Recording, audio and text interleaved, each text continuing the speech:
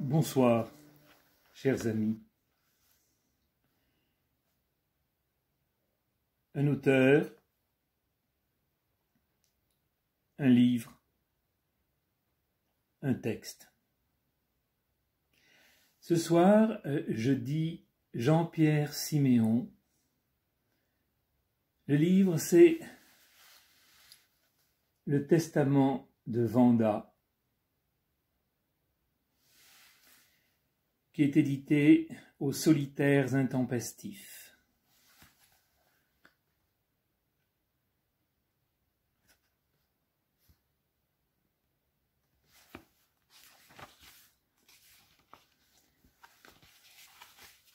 Dans un centre de détention, une jeune femme, Vanda, et son bébé dans un couffin, seul, dans une pièce sans fenêtre, un sas d'attente. Presque rien. Une table, une chaise ou deux peut-être. Par terre, deux sacs, comme peut en avoir une SDF. La femme parle au couffin. À ses mains, à la chaise, au vide aussi, parfois, peut-être.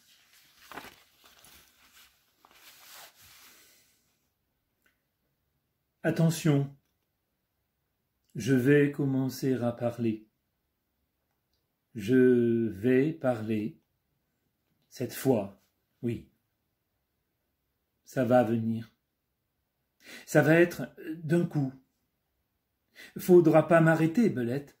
Pas de cris, pas de pleurs, rien. J'ai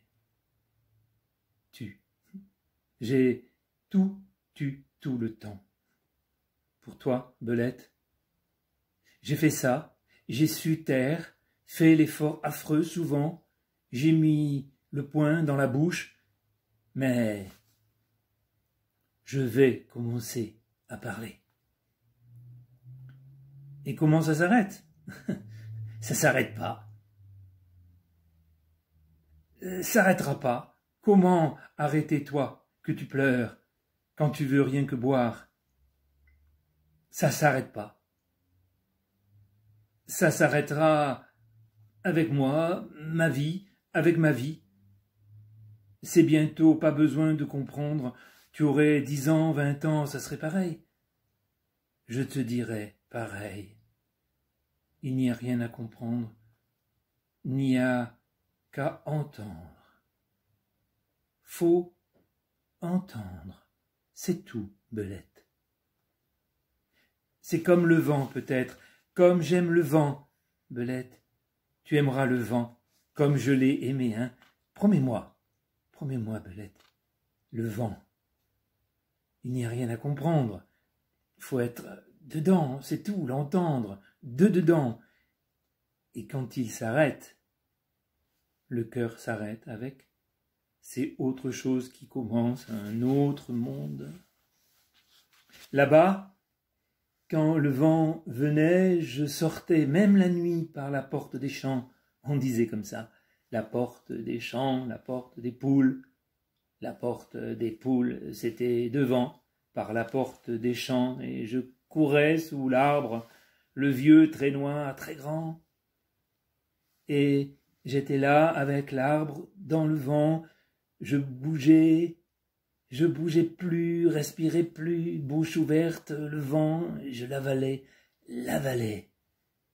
il respirait pour moi, il m'avalait.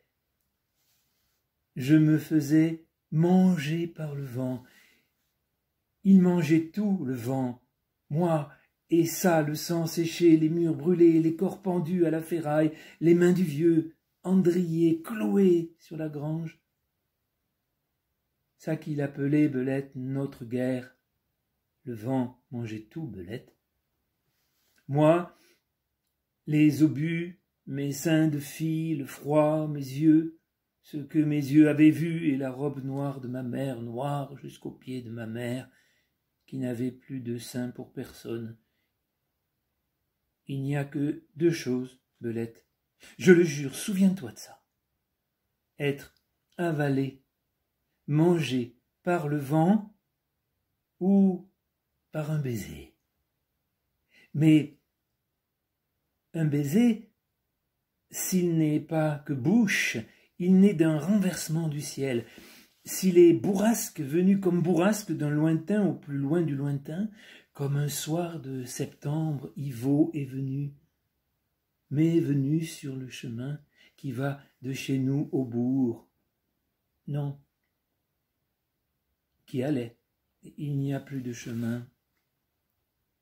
On a tué aussi les chemins dans l'heure, notre guerre.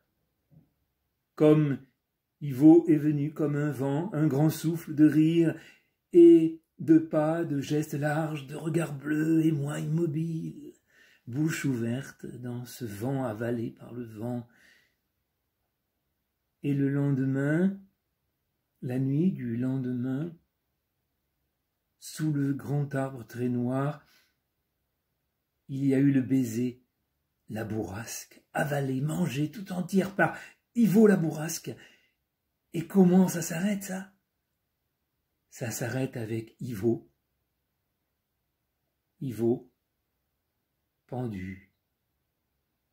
Ivo qui pend à la branche de l'arbre.